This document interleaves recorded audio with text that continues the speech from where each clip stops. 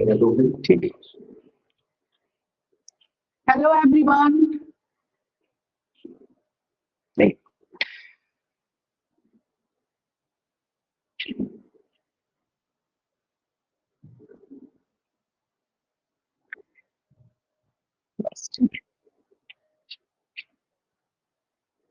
देख लिया वही देख ली सिर्फ रिकॉर्डिंग का स्टॉप कैसे होगा। Hello everyone, welcome to our YouTube channel. आज हम हिंदी मास्टर कैडर का जो नेक्स्ट लेक्चर लेके आए हैं वो है आदिकाल से संबंधित। ठीक है, इससे पहले हमने हिंदी साहित्य के इतिहास और लेखन परंपरा जो है और जो साहित्यकारों ने अलग अलग ग्रंथ लिखे उसके बारे में कुछ विचार चर्चा की थी। आज हम सीधा जो हमारा सिलेबस जिस अकॉर्डिंग पेपर के पॉइंट ऑफ व्यू से सेट है उसका पहला काल विभाजन हम थोड़ा पढ़ने लगे हैं। आदिकाल में जो विभिन्न साहित्य विधाएं निकली हैं, अलग अलग लेखकों ने, साहित्यकारों ने जो साहित्यिक विधाएं लिखी हैं उसके आधार पर हम कुछ उनमें से एक साहित्य विधा आज हम क्या है डिस्कस करेंगे। आदिकाल को अगर हम आचार्य गणपति चंद्र गुप्त के अनुसार, गणपति चंद्र गुप्त के अनुसार अगर हम विभाजित करें तो आदिकाल को इसने 3 संदर्भों में विभाजित किया है या 3 वर्गीकरण इससे क्या है तैयार किए थे। पहला है धर्माश्रित, राज्य आश्रित और लोकाश्रित। धर्माश्रित,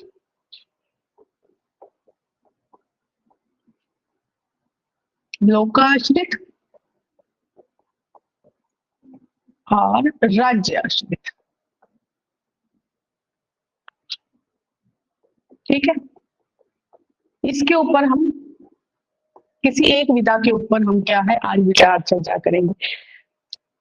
आचार्य जो डॉक्टर गणपति चंद्र गुप्त है वो कहते हैं मेरे अनुसार अगर हम आदिकाल को विभाजित करें तो उसमें 3 मुख्य रूप से विधाएं निकल के आती है। 3 तरीके से वर्गीकरण हम इसको कर सकते हैं। पहला है धर्माश्रित, कि ऐसा साहित्य जो केवल और केवल धर्म की बात करेगा, किसी ना किसी धर्म के अधीन होकर, ठीक है, उस धर्म की विचार चर्चा या उस धर्म में क्या क्या विशेषताएं थी, क्या उस समय की परिस्थितियां थी, कैसे साहित्यकार लिखे रहे, उन्होंने कैसे अपने धर्म के बारे में आगे ग्रंथ लिखे, पुराण लिखे या कुछ भी, है ना।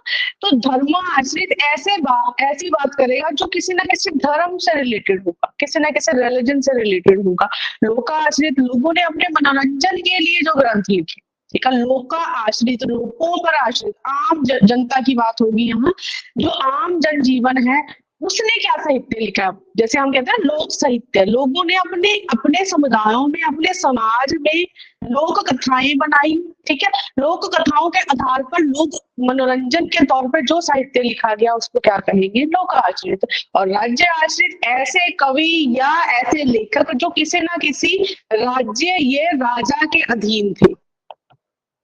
राज्य आश्रित ऐसे कवि, ऐसे लेखक जो किसी ना किसी राज के अधीन थे, मान लो मंत्री थे या उनके वैसे गण थे, उनके जो राज्यसभा है उसके कहीं ना कहीं वो प्रतिष्ठित कोई अपना क्या कह सकते हैं आप, मान सम्मानित कोई कवि रखते थे, मंत्री रखते थे। उन्होंने अपने राजाओं की अतिशयोक्ति के लिए जो काव्य लिखे, कविताएं लिखी, उनके संदर्भ में जो ग्रंथ बनाए, उन सबको क्या कहते हैं, राज्य आश्रित। ठीक है, तो आदिकाल को 3 भागों में विभाजित करने वाले गणपति चंद्र गुप्त है। आज हम एक ही इनमें से विधा जो धर्माश्रित काव्य है उसमें से काफी धर्मों की बात होगी। जैसे सबसे पहले क्या आए इनमें, सिद्ध आए, फिर आए नाथ, और बाद में होगी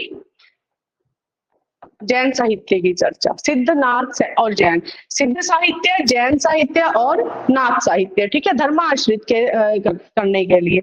अब इसमें सबसे पहले क्वेश्चन क्या आता है, अगर हम बात करें आदिकाल में धर्मों के संदर्भ में जो साहित्य लिखा गया, कहते सबसे ज्यादा प्रमाणिक साहित्य कौन सा है। प्रमाणिक मतलब वो धर्म आज भी प्रचलित है, प्रचलित तो तीनों ही है, नाथ भी कहीं ना कहीं आज भी, अगर वर्तमान के संदर्भ में हम बात करें, नाथ आज भी है, सिद्ध आज भी है, जैन समुदाय आज भी है, पर फिर भी कहते ऐसा साहित्य जो सबसे प्रमाणिक जिसमें कहीं भी काल्पनिक या हम कहेंगे जो ग्रंथ जैसे जिस साहित्यकार ने लिखे हमारे पास आज कहीं ना कहीं वो है, या जिन जिन भी साहित्यकारों ने, आलोचकों ने, जो भी इतिहासकार थे, उन्होंने जब चीजें निकाली तो सबसे ज्यादा साहित्यक और प्रामाणिक चीजें किस साहित्य की निकल के आई? तो आदिकाल का सबसे प्रामाणिक साहित्य कौन सा होगा? जैन साहित्य। तो थोड़ा लिखेंगे, सबसे प्रामाणिक साहित्य जैन साहित्य। और आचार्य शुक्ल ने इन तीनों, दूसरा नोट, पहला नोट तो यही होगा कि आदिकाल का सबसे प्रामाणिक साहित्य कौन सा है? जैन साहित्य। दूसरा नोट होगा कि आचार्य शुक्ल ने, दोनों ही एमसीक्यूज है हमारे पेपर के पॉइंट ऑफ व्यू से, तो तीनों ही साहित्य में आचार्य शुक्ल ने तीनों ही साहित्य को क्या कहा है? धार्मिक शिक्षा या सांप्रदायिक शिक्षा। कहते हैं सिर्फ ये साहित्य ना होकर अपने अपने धर्मों का मुखान कर रहे हैं, तो धार्मिक शिक्षा, अगर किसी ने रिलीजियस नॉलेज लेनी है, किसी धर्म के बारे में कोई ज्ञान लेना है, कहते हैं वो सारी चीजें इसमें है, या सांप्रदायिक शिक्षा, अपने अपने संप्रदाय समुदाय सबने बनाए और उस अकॉर्डिंग उन्होंने जो साहित्य लिखा, ग्रंथ लिखा, तो इन्होंने क्या कहा? तो इसमें पूछा जाता होता है कि आदिकाल की जो धर्माश्रित काव्य है, आचार्य रामचंद्र शुक्ल द्वारा उनको क्या कहकर पुकारा गया? तो हम कहेंगे या तो उनको धार्मिक काव्य या धार्मिक शिक्षा कहकर पुकारा गया, या सांप्रदायिक शिक्षा कहकर बताया गया। इसके बाद है, बात करेंगे हम सिद्ध साहित्य की। जो आज हमारा मेन टॉपिक है वो है सिद्ध साहित्य। ये तो था कि आदिकाल में सिद्ध साहित्य का संदर्भ है धर्माश्रित से निकला हुआ पहला साहित्य है। ठीक है, सबसे पहले आज हम जिसके ऊपर विचार चर्चा करेंगे वो है सिद्ध साहित्य।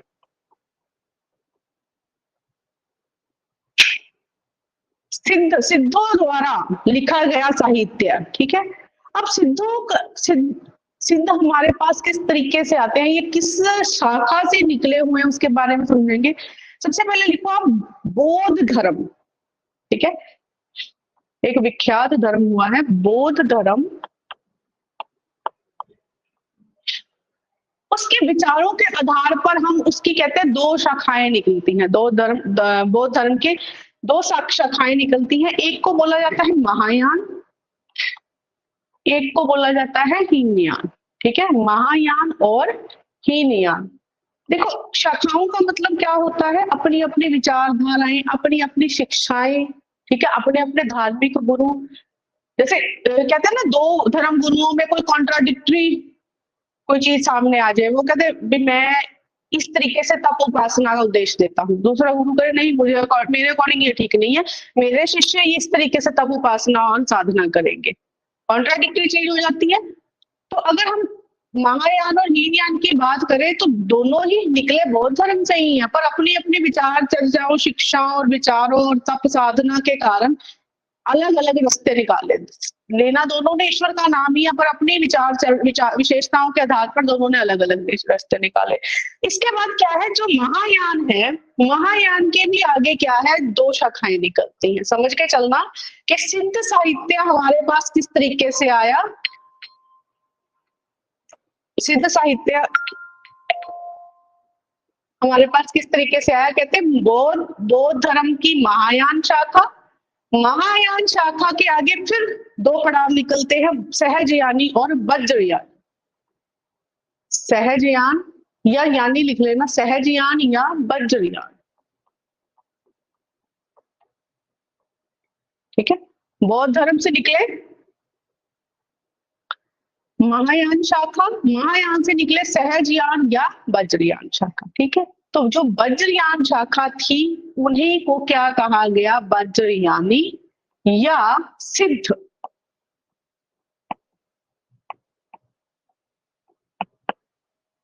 वज्रयानी या सिद्ध कहा गया।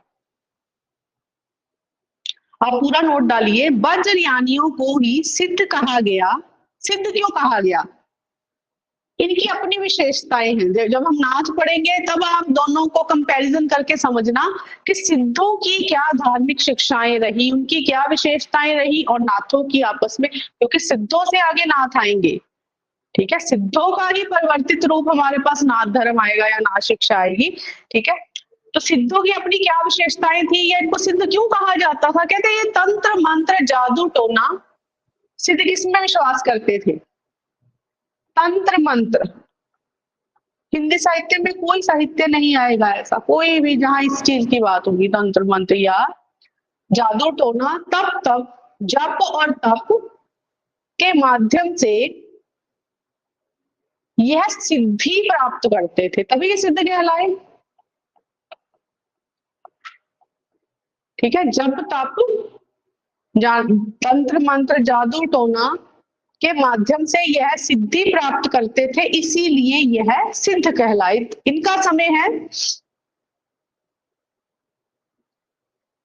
किस समय में भारत में इनका उत्थान हुआ? इनका समय है 8वीं से 13वीं शताब्दी, 8वीं से 13वीं शताब्दी। अगर क्वेश्चन आ जाए सिद्धों का चरमोत्कर्ष काल, मतलब 8वीं से 13वीं शताब्दी तो इनका समय है। ठीक है, भारत में ये विख्यात थे, इनकी शिक्षाएं थी। पर कई बार क्वेश्चन आ जाता है सिद्धों का चरमोत्कर्ष काल, सबसे ज्यादा उत्थान में कब थे? जब हर कहीं ये पूजनीय थे, इनकी शिक्षाओं की बात हो रही थी, तो चरमोत्कर्ष काल आएगा 8वीं से 10वीं शताब्दी। चरमोत्कर्ष काल या परम उत्कर्ष काल।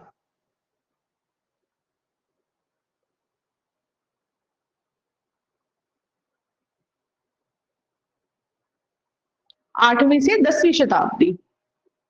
Very important. सिद्धों को किनका संरक्षण प्राप्त था? संरक्षण होता है किसका हाथ था इनके ऊपर, मतलब किसके राजा, कौन सा राज्य था, कौन राजा उस समय राज्य कर रहा था जिन्होंने सिद्धों को अपनी जो कहेंगे संरक्षण दिया? तो पाल वंश, सिद्धों को पाल वंश का संरक्षण प्राप्त था। और किस राजा के अधीन? राजा धर्मपाल। यह उड़ीसा का राजा था, राजा धर्मपाल, यह उड़ीसा का राजा था। सिद्धों को पाल वंश का संरक्षण प्राप्त था, ब्रैकेट में आप राजा धर्मपाल लिख लो और उसके बाद ब्रैकेट में लिख लो उड़ीसा का राजा था। ठीक है, इनका केंद्र, सिद्धों का केंद्र था श्री पर्वत। वज्रयान का केंद्र लिख लो, सिद्धों का केंद्र रख लो श्री पर्वत। सिद्ध किस प्रकार की साधना की बात करते हैं? या आप लिख लो सिद्ध शब्द का संबंध साधना से है।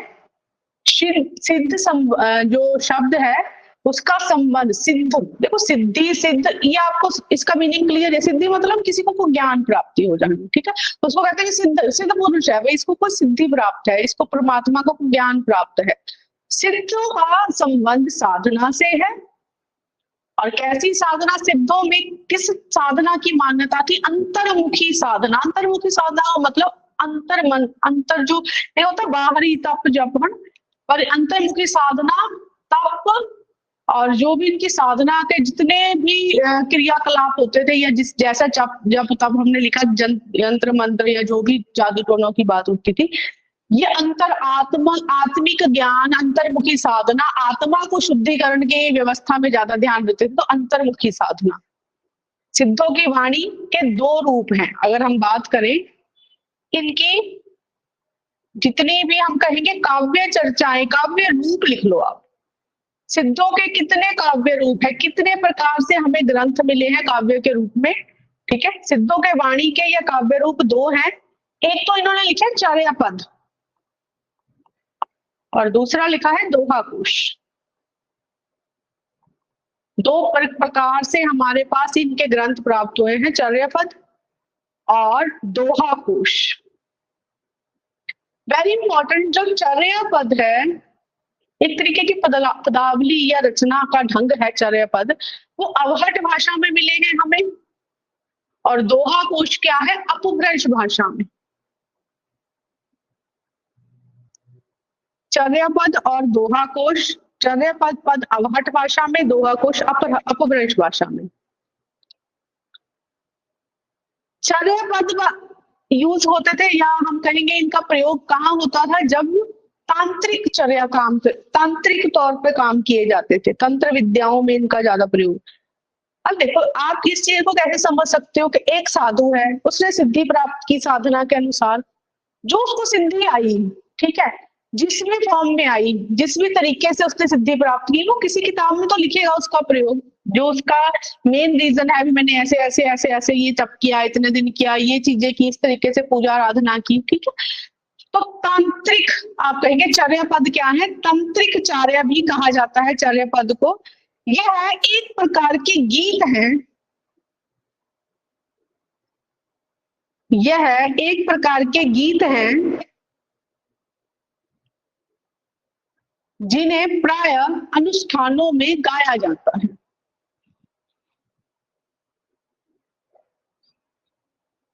जिन्हें प्राय अनुष्ठानों में गाया जाता है।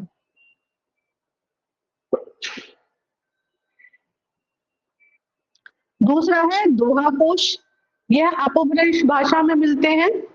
यह इसमें दोहा कोश अपभ्रंश भाषा, यह एक उपदेशात्मक वाणी में मिलते हैं, उपदेश लिखे हुए हैं, ठीक है।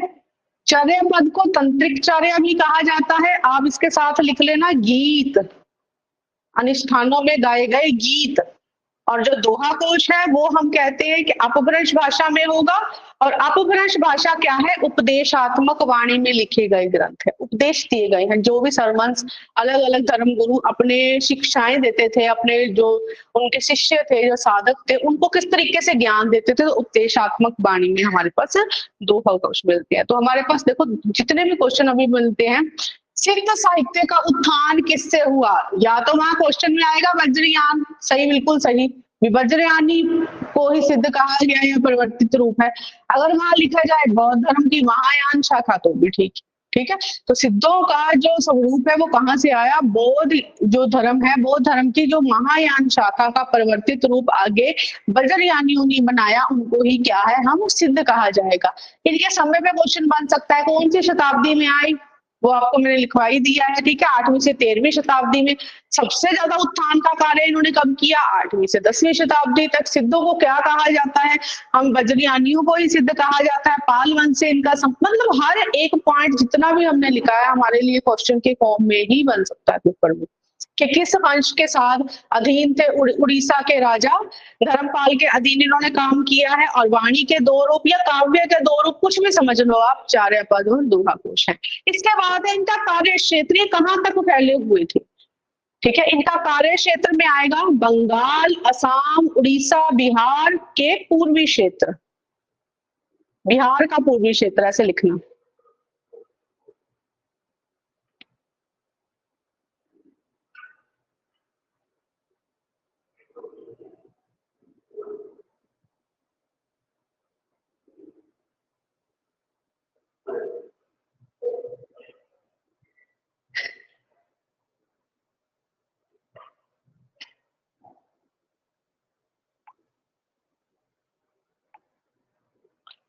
आगे है ये किस चीज की उपासना करते थे सिद्ध? तो ये शिव और शक्ति के युगल रूप की उपासना करते थे। आप लिख लो शिव और शक्ति, शक्ति, ठीक है, माँ पार्वती का नाम भी शक्ति है। शिव और शक्ति की साथ में उनकी जो मूर्ति होती है युगल रूप की, इन्होंने क्या है? उपासना की। सिद्धों की संख्या, वेरी इंपॉर्टेंट, ये क्वेश्चन बहुत बार आ चुका है।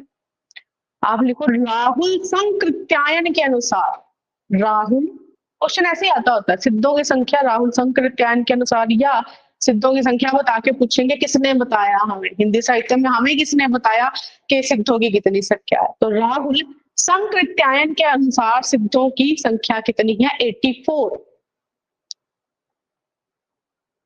84 सिद्ध, 9 नाथ और 84 सिद्ध, हमेशा याद रखना। सिद्धों में 84 सिद्धों में, नेक्स्ट लिखो, सिद्धों की संख्या लिख लिया राजा इतना। 84 सिद्धों में सबसे पहले किस सिद्ध का नाम माना जाता है? वो है सहरपा, सहरपा।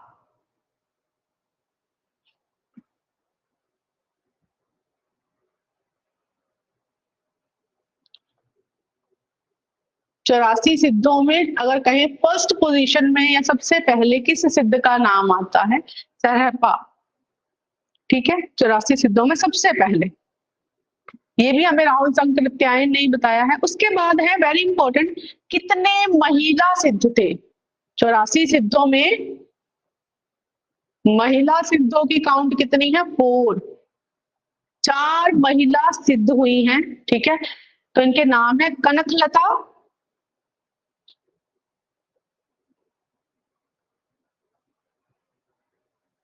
कनकलता, मणिभद्रभा,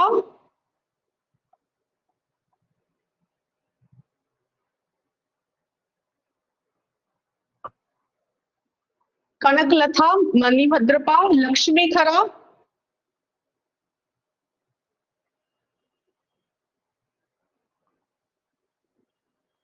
लक्ष्मी खरा, और लास्ट है मेघलपा।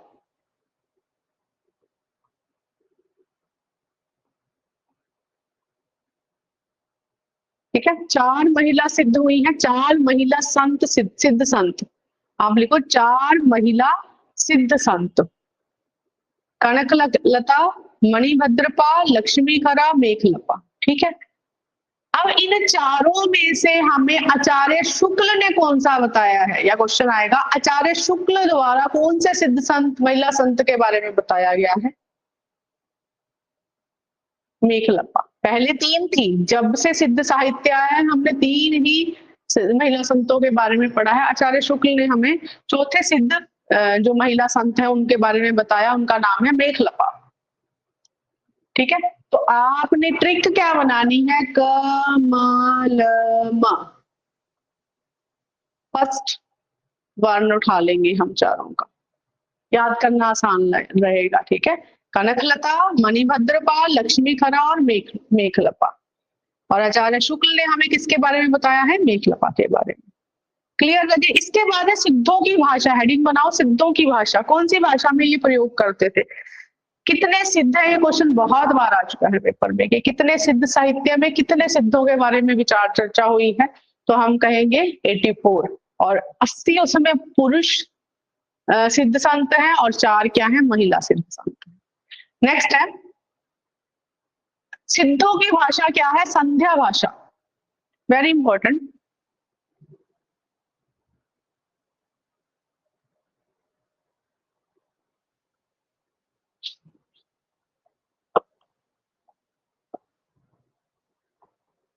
सिद्धों की भाषा के बारे में अगर हम बात करें, संध्या भाषा, इसके साथ आप लिखो किस शैली का प्रयोग होता है संध्या भाषा में? उलटबासी शैली। कभी सुना है इसके बारे में? उलटबासी शैली कौन सी होती है? किस संदर्भ में कभी बात हुई हो?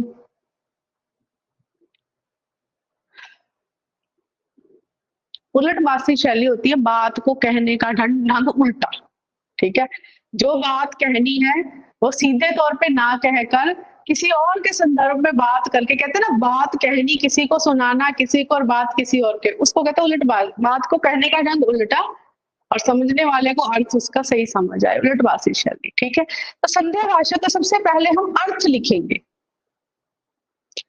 क्योंकि इसके अर्थ में क्वेश्चन कई बार आता होता है। देखो क्वेश्चन ये कई बार आ चुका है कि सिद्धों की भाषा कौन सी है, सिद्धों की शैली कौन सी है, उलटबासी शैली और संध्या भाषा। अब संध्या भाषा का अर्थ भी तो हमें पता होना चाहिए कि इसका अर्थ क्या है, सिद्धों ने इसका प्रयोग क्यों किया। या देखो आगे चलकर भक्ति काल में कबीर ने भी इसी शैली का प्रयोग किया है।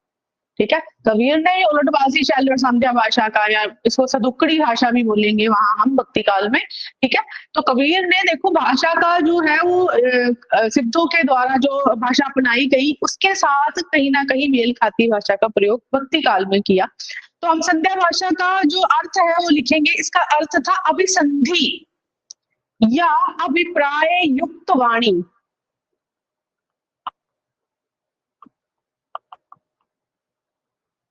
अभिसंधि या अभिप्राय युक्त वाणी,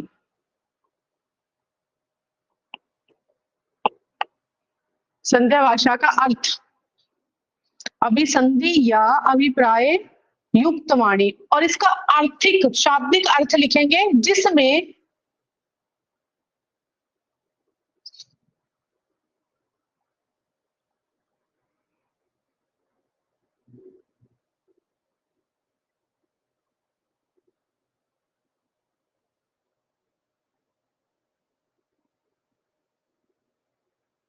जिसमें संध्या के समान प्रकाश एवं अंधकार का मिश्रण है।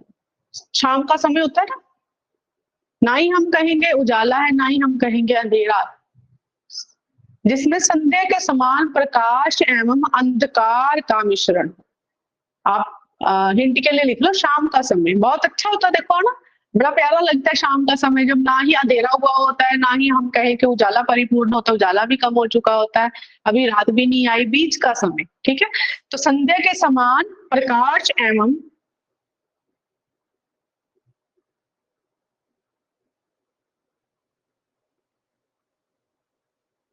अंधकार का मिश्रण है। तो ये था सिद्धों की भाषा के बारे में बात। संध्या भाषा उलटभाषी शैली, और इसको अभिसंधि अभिप्राय युक्त कहा जाता है, जहां बात को उल्टा कहने का तात्पर्य होता है, मतलब बात बहुत मीठी। ठीक है, उसमें प्रकाश भी है, अंधकार भी है, और एक बात कहने का तरीका। नेक्स्ट है, ये लोग अपने पीछे पा जोड़ते थे, मतलब जितने भी हम सिद्ध संत पढ़ेंगे उन्होंने अपने पीछे इस शब्द का प्रयोग किया, सहरपा, लुईपा। ठीक है, जितने भी हम सिद्ध संत पढ़ेंगे उन्होंने कहीं ना कहीं अपने नाम के पीछे, ठीक है, किसी भी सिद्ध संत के बारे में हम पढ़ेंगे उन्होंने पीछे अपने पौ जरूर लगाया।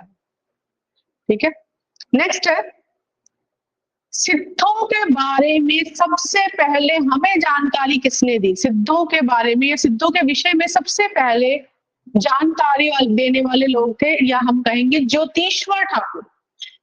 और उसने किस ग्रंथ में सिद्धों की चर्चा की? वर्ण रत्नाकर में। ज्योतिश्वर ठाकुर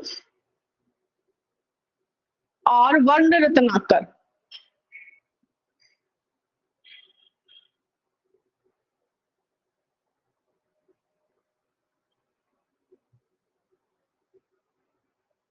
नेक्स्ट है,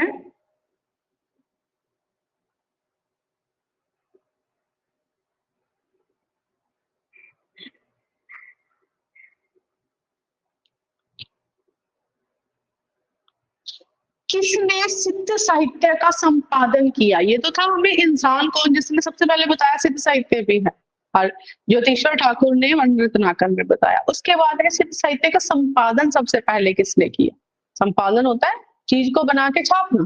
ठीक है, तो संपादन हर प्रसाद शास्त्री ने, नाम लिखो, हर प्रसाद शास्त्री ने। ग्रंथ का नाम है बोध गान ओ दूहा।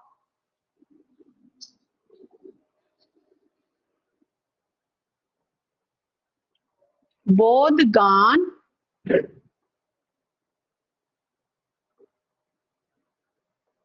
ओ दूहा।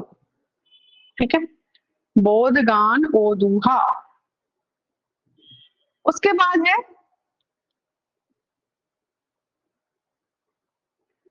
साहित्य का संपादन इसने नेपाल में किया।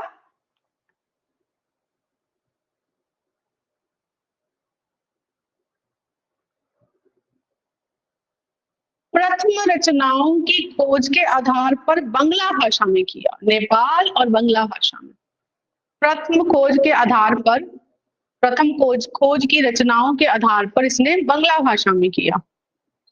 इसके बाद है, ये तो सिर्फ प्रथम इंसान जिसने हमें सिद्ध साहित्य के बारे में बताया। इसके बाद है संक्षिप्त विस्तृत संपादन या विस्तृत अध्ययन किसने किया? राहुल संकृत्यायन ने सिद्धों के विषय में विस्तृत एंड विवेचनात्मक अध्ययन या जानकारी हमें किसने दी? राहुल संकृत्यायन ने। उनकी पुस्तक का नाम है हिंदी काव्य धारा। हिंदी काव्य धारा।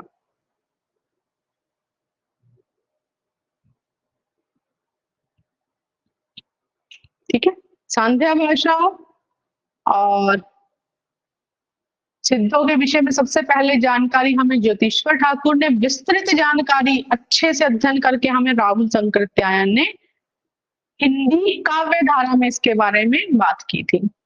एक एक नोट और रह गया, भाषा के साथ लिखना, जहां आपने लिखा सिद्धों की भाषा।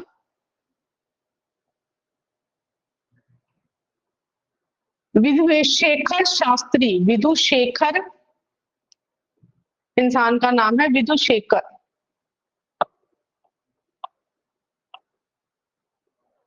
विदुशेखर शास्त्री के अनुसार यह संध्या भाषा नहीं है, इसको क्या कहा जाएगा? संध्या भाषा। क्वेश्चन आ सकता है संध्या भाषा, सिद्धों की भाषा को संध्या भाषा किसने कहा? तो विदुशेखर शास्त्री ने कहा। ठीक है, नेक्स्ट है, एक चीज और, लिपन की भाषा कौन सी थी? अपभ्रंश मिश्रित देसी भाषा या मागधी अपभ्रंश, इंपॉर्टेंट है ये। अपभ्रंश मिश्रित देसी भाषा, अपभ्रंश मिश्रित देसी भाषा या मागधी अपभ्रंश।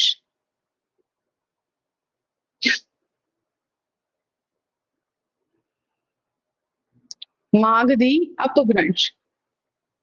नेक्स्ट है, इनकी विशेषताओं के ऊपर बात।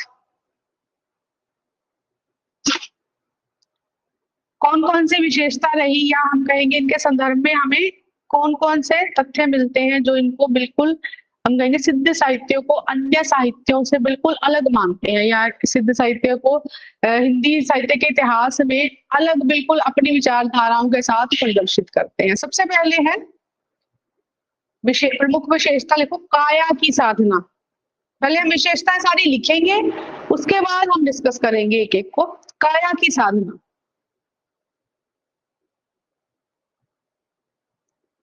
फिर है अंतर्मुखी साधना।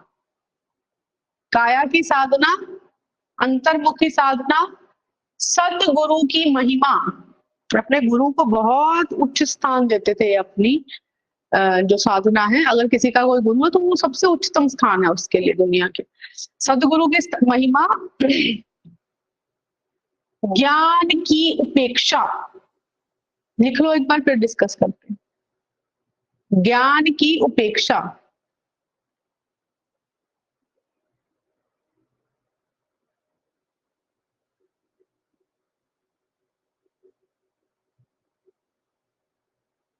ज्ञान की उपेक्षा के बाद है सामाजिक खंडन मंडन की प्रवृत्ति।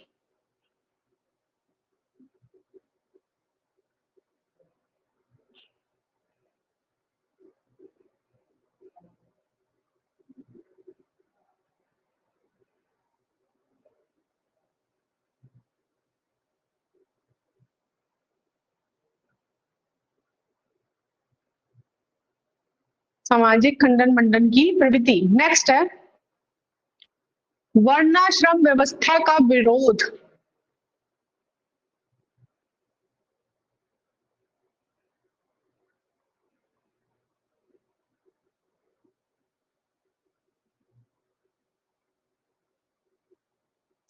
संध्या भाषा शैली का उपयोग या प्रयोग, संध्या भाषा शैली का प्रयोग।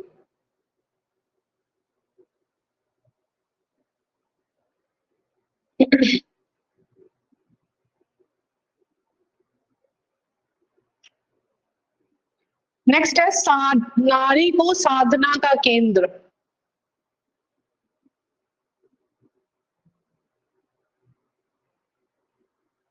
नारी को साधना का केंद्र। तंत्रिक साधना, ये साथ ही लिख लेना चाहे आप, काया की साधना, अंतर्मुखी साधना और तांत्रिक साधना। तंत्र विद्याओं के साथ, मंत्रों के साथ जब साधना की जाती है, तांत्रिक साधना।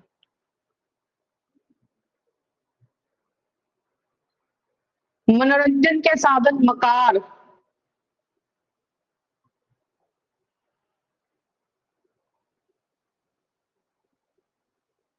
5 मकारों का प्रयोग करते थे ये।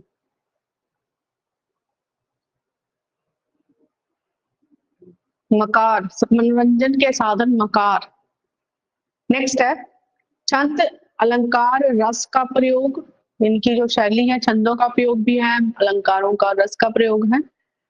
वेरी इंपॉर्टेंट, वेद उपनिषद यज्ञ का विरोध।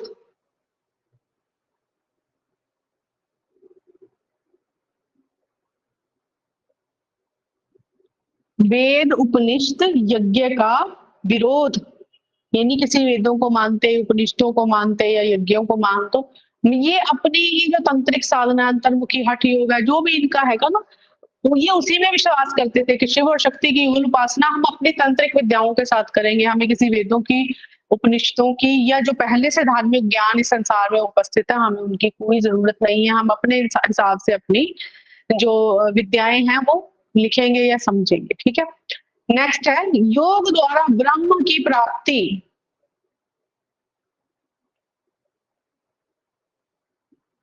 अब जहां आप लिखोगे ब्रह्म की प्राप्ति, वहां लिखो अनंता अवस्था की प्राप्ति। अनंता अवस्था की प्राप्ति योग के द्वारा, अनंता अवस्था की प्राप्ति योग के द्वारा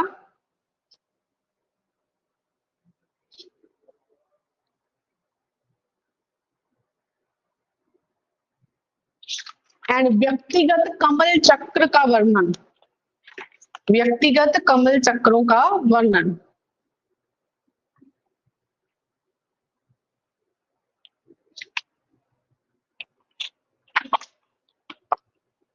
डिस्कस करेंगे हम सबसे पहले काया की साधना, मतलब ये अपनी साधना में काया को कष्ट देते हैं। मतलब क्या ले, मैं 31 दिन खाना नहीं खाऊंगा, मैं 21 दिन एक पैर पे खड़ा रहूंगा। भगवान शिव के ऐसे उपासक हैं, इनको ना ठंड लगती है, ना गर्मी, ना भूख, ना प्यास। ठीक है, इनकी साधना में क्या है, कठोर तप पे जो है अपना पूर्ण वो फोकस करते थे कि बिना खाए पिए अग्नि में रहना, जल कुंड में रहना, या हम कह सकते हैं बारिश में रहना। ठीक है, और कह सकते हैं उपवास रखना। और उपवास ऐसे नहीं कि हम पानी भी पी ले, बिल्कुल भूखे, बिल्कुल कई बार हम अन्न नहीं खाएंगे, हम या जल नहीं पिएंगे। मतलब हर ही संदर्भ में ये कहीं ना कहीं काया का कठोर तप करते थे। अपने शरीर के ऊपर जो साधना हुई है सिद्धों की, वो ही विद्या है, वही साधना है, वही तप है। ठीक है, तो काया की साधना, सबसे ज्यादा काया की साधना।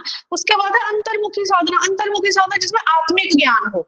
ठीक है, हम लोग क्या करते हैं, जैसे अगर हम वर्तमान में सोचे तो हम बाह्यमुखी साधना करते हैं। बाह्यमुखी साधना क्या है, अगर कोई गुरुद्वारे जाएगा, वहां पुस्तक अपना पाठ बाणी उठाएगा, भगवान जी सामने है ना, हमारे सामने गुरु ग्रंथ साहब जी रखे हुए हैं, हम उनको नमस्कार करेंगे, उनके लिए पाठ पूजा करेंगे, उनकी फेरी लगाएंगे, वहां बैठ के पाठ करेंगे। अंतर्मुखी मतलब दिखावा नहीं है ये, मतलब अंतर्मुखी से बिल्कुल उलट बाह्यमुखी है।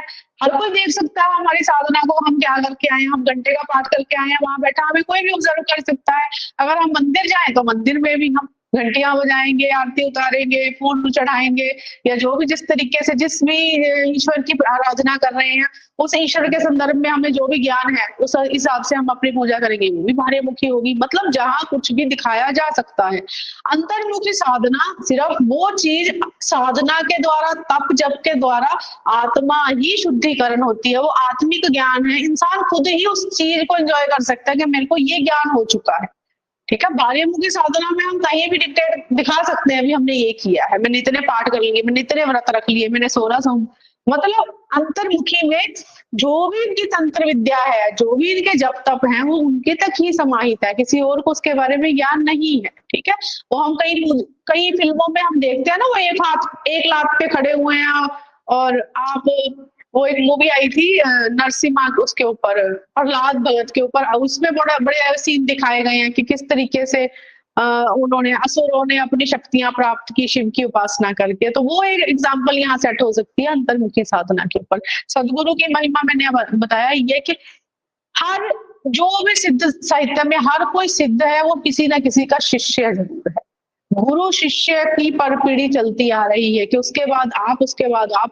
तो सदगुरु की महिमा जरूरी है। तो कहते हैं ईश्वर की प्राप्ति ही कोई एक अच्छा संत, अच्छा गुरु दिला सकता है। वो सिद्ध साहित्य में मान्यता है कि हमें गुरु की महिमा के ऊपर, सदगुरु की महिमा, उनके विचारों, उनकी शिक्षाओं, उनके उपदेशों के ऊपर ही अपना काम करना है।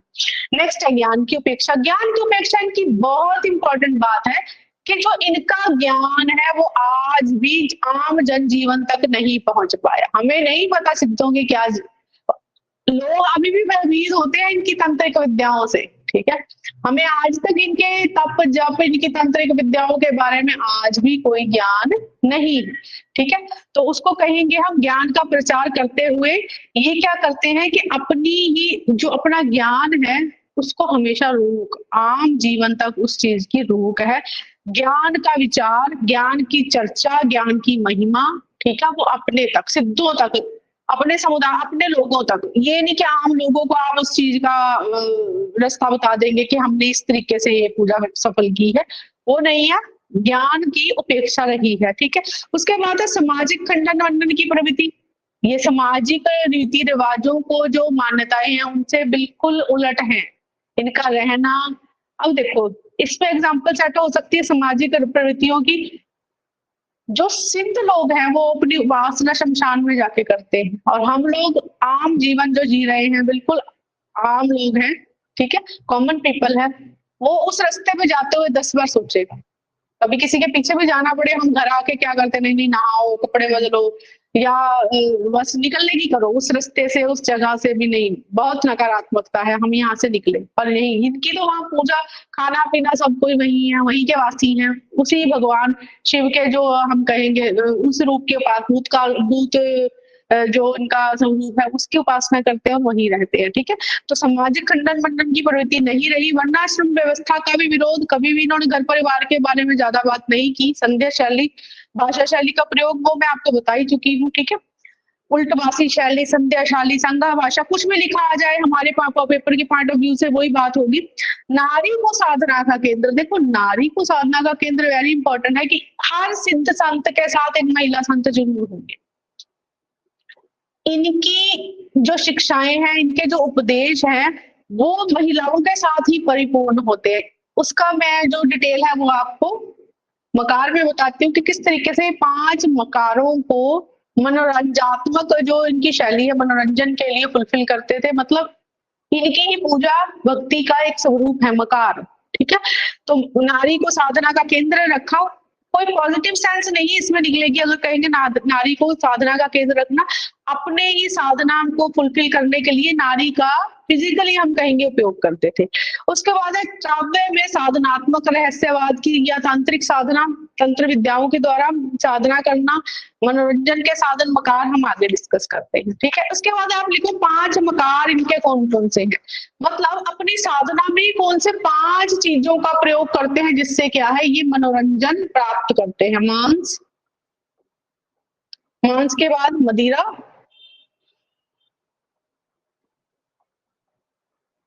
मदिरा के बाद मत्स्य,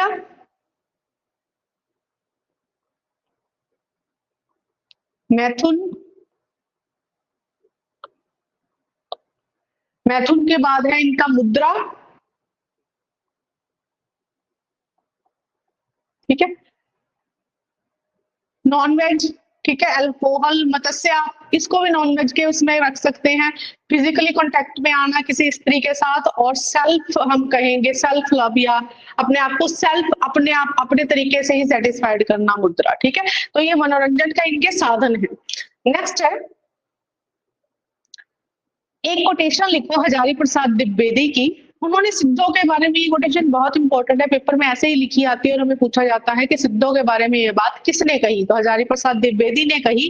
जो जनता तत्कालीन नरेशों की, जो जनता मतलब उस समय की जनता के बारे में बात हो रही है कि सिद्धों को उस संदर्भ में क्या कहा जाए। जो जनता तत्कालीन नरेशों की स्वच्छंद चारिता, स्वच्छंद चारिता होता है अपने ही तरीके से अपने ही हक, स्वच्छंद होता है मेरे हुक्म मानो, मतलब राजा लोग क्या छोटे इंसानों को अपने से नीचे जो तबके के लोग हैं, आम लोग हैं, उन पे जो आदेश दे रहे हैं वो कहते मानो। स्वच्छंदता चारिता, पराजय से त्रास्त होकर नरेशों की स्वच्छंदता चारिता एवं पराजय से त्रास्त होकर निराशा के गर्त में गिरी हुई थी,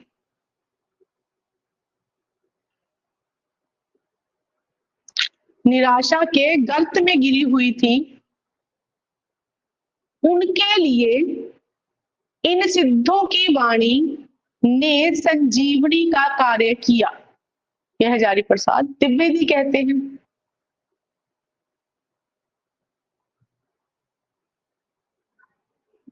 वाणी ने संजीवनी का काम किया। संजीवनी क्या होती है? मरे को भी कहते जिंदा कर सकते हैं। संजीवनी ऐसे दवाई का नाम है। कहते कोई किसी के प्राण चले गए, वो इसको खिला दो, वो जिंदा हो जाता है। तो कहते सिद्धों की जो भाषा थी त्रास्त जनता के लिए संजीवनी का काम किया, मतलब उनमें होप पॉजिटिविटी जगाई बिहेवियर एस्पेक्ट से। उसके बाद है, अगर हम कहें सिद्ध साहित्य को किसी और कौन से नाम से जाना जाता है, तो सुखवाद, मनोरंजन के साधन, सुखवाद।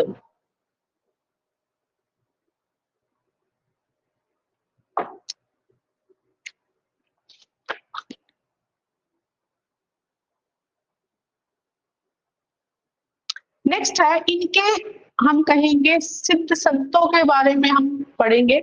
कितने सिद्ध संत हुए? मैंने आपको पहले ही बताया है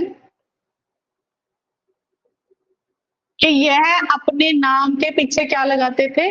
पा। ठीक है, तो पहले लिखेंगे सहरपा,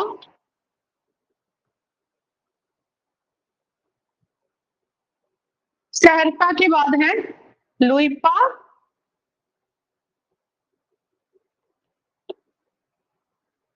सबरपा। और मुख्य सिद्ध संतों के बारे में डिस्कशन करेंगे केवल कणहप्पा, डोमिपा।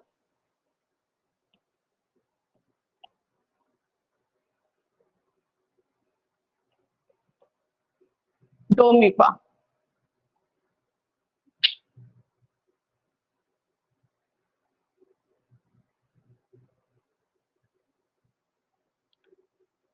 ठीक है, सिद्ध संत, प्रमुख सिद्ध संत। सबसे पहले है सहरपा। इनके साथ एक बहुत इंपॉर्टेंट नाम जुड़ा हुआ है कि ये हिंदी साहित्य के प्रथम कवि, सिद्ध कवि तो है प्रथम प्रथम। ठीक है, अगर सिद्धों में पूछा जाए सबसे पहला सिद्ध संत कौन सा है? सहरपा। ठीक है, राहुल शंकराचार्य ने बताया है। और वैसे भी राहुल शंकराचार्य ने एक चीज और बोली है कि ये हिंदी के भी प्रथम कवि। ये भी राहुल शंकराचार्य ने ही हमें बताया है, हिंदी के प्रथम कवि। इसके अन्य नाम है सहरपाद।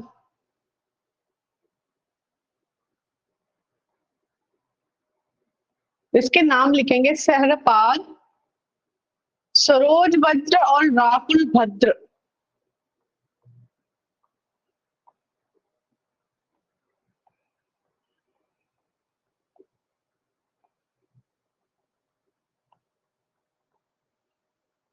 ठीक है, अन्य नाम है इसके सहरपाद, सरोज वज्र और राहुल भद्र।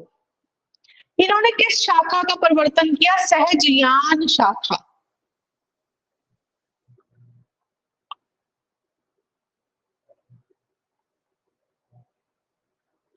सहजयान शाखा।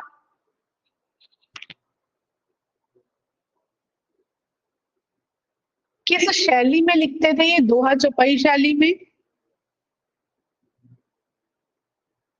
दोहा चौपाई शैली, देखो ये शैली जो इन्होंने यूज की, दोहा चौपाई शैली, इसका विकसित रूप हमें कहाँ मिलता है? रामचरितमानस में। ठीक है, रामचरितमानस अपने आप में एक ग्रंथ था ना, विशाल ग्रंथ है। और उस शैली का उपयोग करने वाले प्रथम सिद्ध संत कौन से हैं? सहरपा। दोहा चौपाई शैली का प्रथम प्रयोग करता था, जिसका विकसित रूप हमें रामचरितमानस में मिलता है। प्रमुख रचनाएं इनकी कितनी है? 32। 32 ग्रंथ। 32 ग्रंथों में मुख्य लिखेंगे हम कायाकोश, कायाकोश, दोहाकोश, चर्या गीत,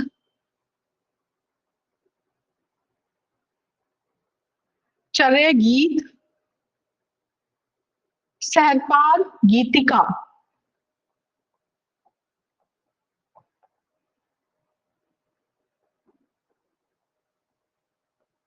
सहरपाद गीतिका।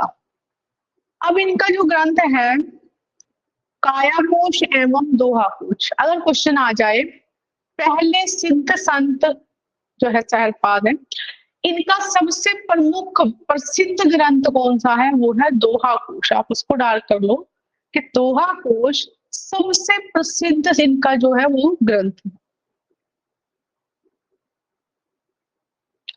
और इसका संपादन किसने किया था? डॉक्टर प्रबोध चंद्र बागची ने किया था।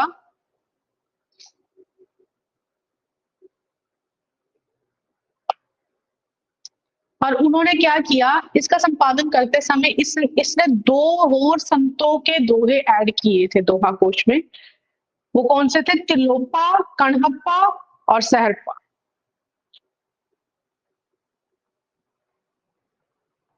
तिलोपा, सहरपा और कणहप्पा, इन तीनों के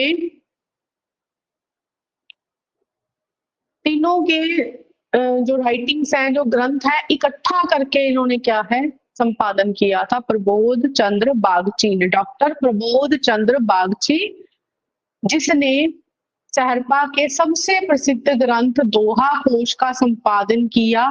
और इन तीनों के दोहे, उस दोनों के दोहे ऐड करके संपूर्ण रूप से संपादन, संग्रहित तौर पर संपादन इन्होंने किया।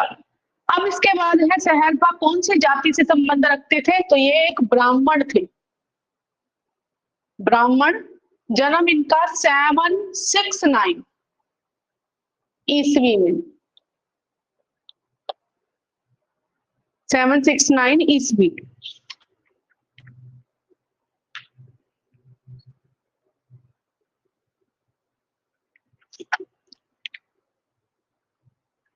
नेक्स्ट है,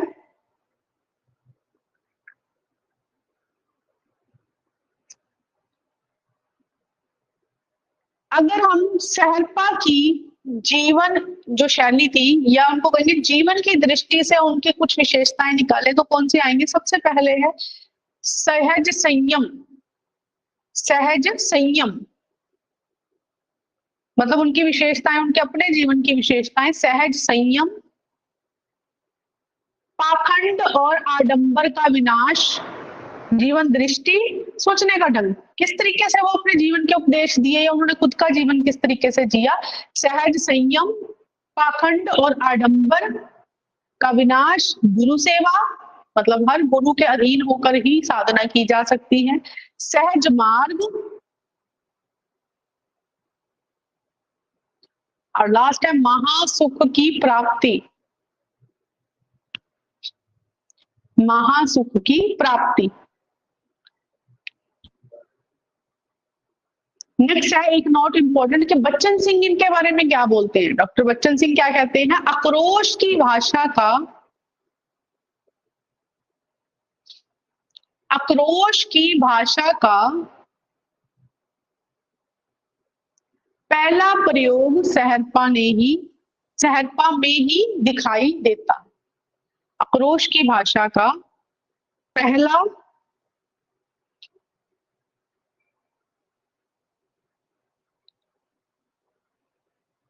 प्रयोग सहरपा में ही दिखाई देता है। नेक्स्ट है दूसरे कवि हमारे पास सबरपा। शबरपा, दूसरे सिद्ध संत आप हेडिंग बना लो, सबरपा। ठीक है, सहरपा के ही शिष्य थे ये। रजी लिख लिया इतना आपने? समझ आ गया? एक बार फिर भी कॉपी में 5 मिनट एक बार ध्यान लगा लो, और कोई चीज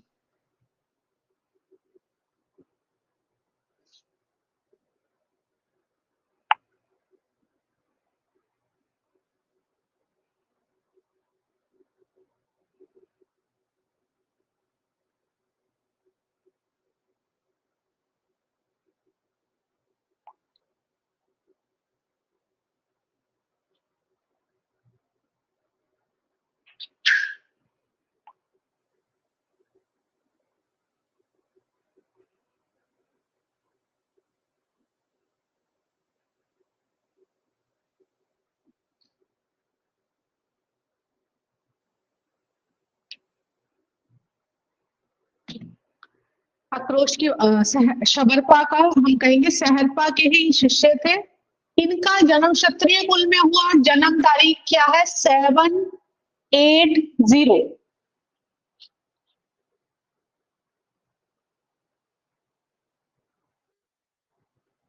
780, 780। ठीक है, पहले वाले ब्राह्मण कुल में जन्मे, ये क्षत्रिय कुल में जन्मे सिद्ध संत है। ठीक है, तो क्षत्रिय कुल में जन्मे 780 ईस्वी में।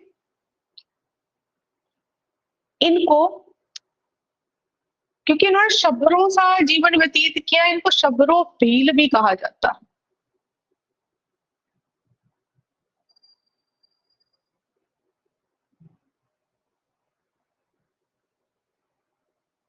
शबरो भील भी कहा जाता है। इनके ग्रंथों का नाम लिखेंगे अब।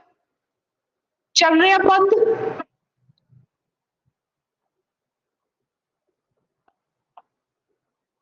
देखो जो इसके गुरु थे उन्होंने अपने ग्रंथ का क्या नाम रखा था?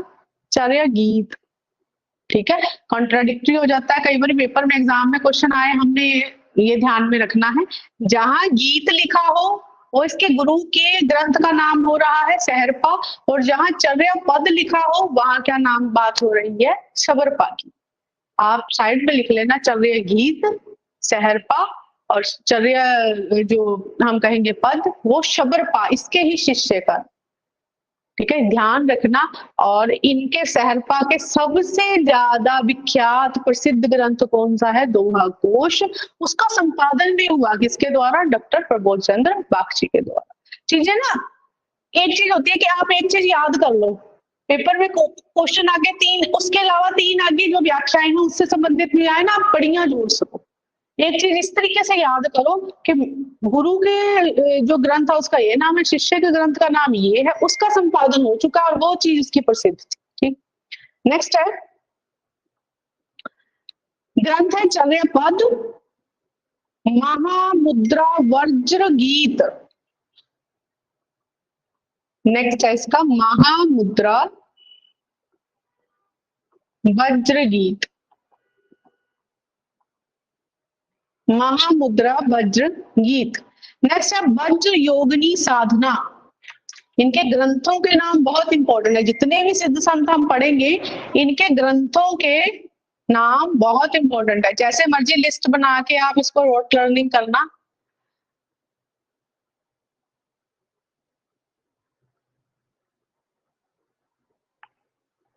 नेक्स्ट है लुइपा।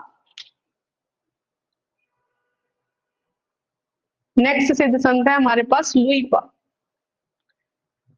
शबरों जो शबरपा है वो इनके गुरु थे, समझे आप? गुरु फिर शिष्य, और शबरपा का शिष्य क्या था? लुइपा। शबरपा इनके गुरु थे। ये कायस्थ परिवार में जन्मे 773 में। 773 में।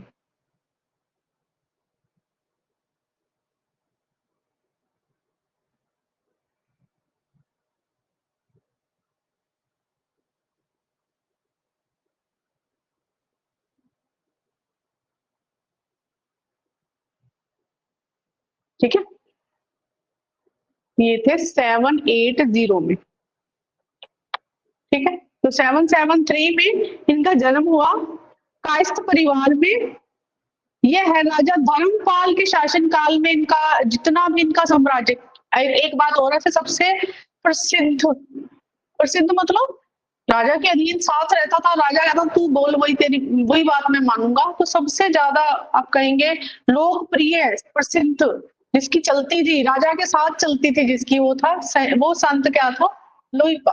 ठीक है, तो राजा धर्मपाल के शासन काल में इनका समय है, और सबसे प्रसिद्ध संत माने जाते हैं लुइपा। सब क्यों? देखो जो जो इंसान रहेगा एक राजा के साथ, राजा बहुत बड़ी बात, सबसे मेन उस समय आप जैसे हम कहते हैं हमारे जो इंडिया का मेन इंसान कौन है, फर्स्ट पर्सन कौन है? प्रेसिडेंट है जी, है ना, प्राइम मिनिस्टर है जी। उसके जो बंदा सीधा उनके साथ ही कनेक्टेड कनेक्टेड हो, उसकी इंडिया में कितनी चलेगी? वो बात है ना। जो फर्स्ट इंसान है, ठीक है, एक देश का, तो वो राजा क्या हो गया उस समय, उस राज्य का प्रमुख इंसान, जो जिसके अधीन पूरा साम्राज्य है। ठीक है। और उसका जो गुरु है, जिसका जो संत उसके साथ रहता है, उसकी प्रसिद्धि कहाँ तक जाएगी? जहां तक राजा का क्षेत्रफल होगा, राजा का शासन होगा, राजा की विरासत होगी, जहां तक उसके साम्राज्य के लोग रहते होंगे। तो सबसे प्रसिद्ध जो संत थे, सिद्ध साहित्य में सबसे प्रसिद्ध संत आता है, शबरपा लिखाओ, सहजपा लिखाओ, डोमपा लिखाओ, कन्हप्पा, कोई भी। सही आंसर क्या है? लुइपा। ठीक है। तो इसको सबसे प्रसिद्ध संत, सिद्ध संत जो संत है वो किसने कहा है? डॉक्टर नगेंद्र ने। डॉक्टर नगेंद्र कहते हैं लुइपा सिद्ध साहित्य में सबसे, या 84 सिद्धों में आप ये लिख सकते हो कि 84 सिद्धों में सबसे प्रसिद्ध जो सिद्ध कौन से हैं, वो कौन है? लुइपा। वह तत्कालीन उड़ीसा के राजा, वह तत्कालीन उड़ीसा के राजा व मंत्री भी उनके शिष्य बने।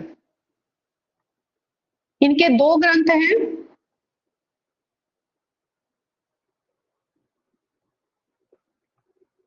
इनके 2 ग्रंथ है राजे। एक लिखो, 2 चर्यापद मिलते हैं इनके, और एक है लुइपाद गीतिका।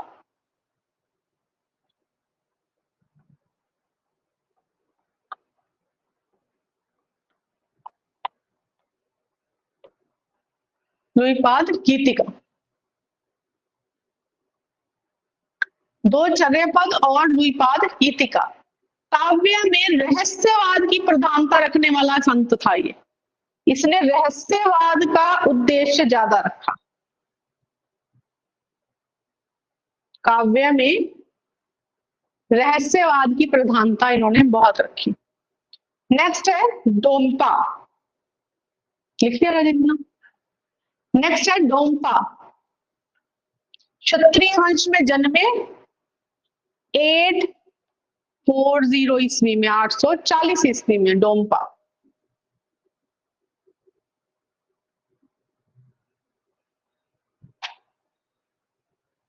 ठीक है। 840 में इन्होंने विरूपा से दीक्षा ली थी। इनके गुरु का नाम क्या है? विरूपा। इन्होंने विरूपा से दीक्षा ली थी, या विरूपा के शिष्य थे ये। क्षत्रिय वंश में 840 ईस्वी में जन्मे। इन्होंने 21 ग्रंथों की रचना की। डोम्पा ने 21, आपने देखो याद रखने हैं, किसके 32 है, किसके 28 है, किसके 20 है, किसी ने 2 ग्रंथ लिखे हैं। तो सबसे पहले तो सहजपा ने लिखे थे 32 ग्रंथ, उसके बाद अब ये आए हैं, इन्होंने क्या लिखे हैं?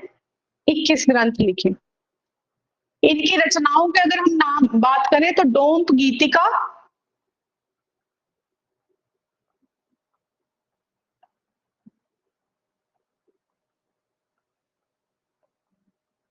डोम्प गीतिका, योगचर्या,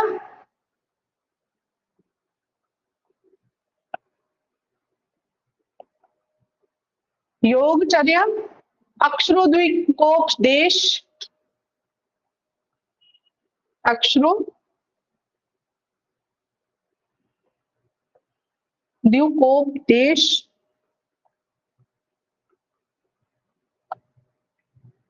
एंड लास्ट है नाड़ी बिंदु।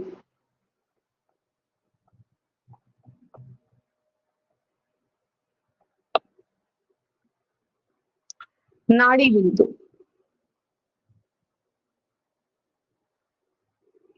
नेक्स्ट है हमारे पास कणहप्पा।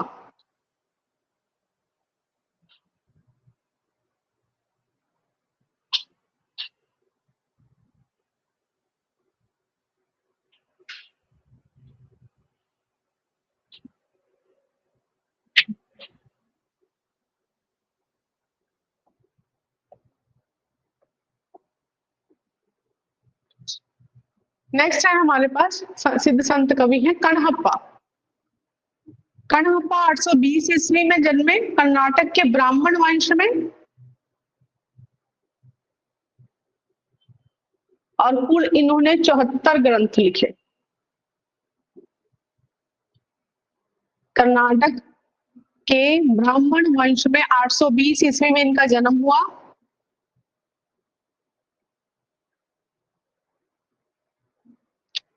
और यह किसके गुरु थे? जलंधर पापे। जलंधर पापे।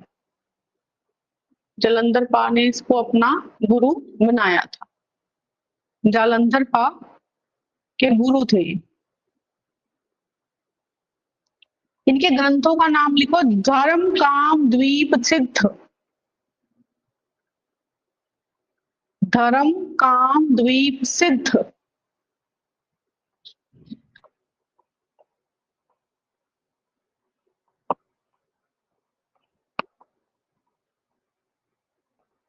धर्म काम द्वीप सिद्ध। नेक्स्ट है कणहापाद गीतिका।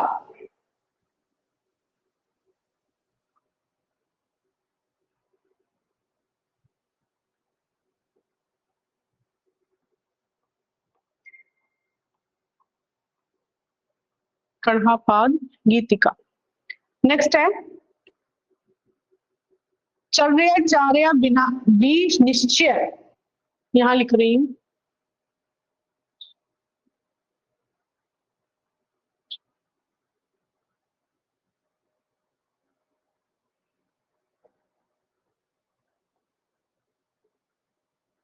चर्या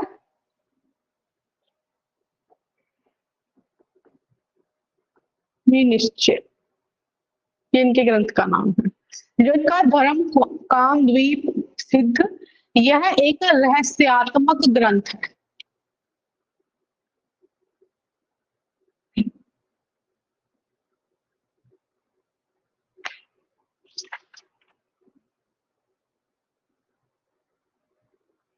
नेक्स्ट है लास्ट हमारा जो सिद्ध संत है वो है कुकरपा, कुकरिया।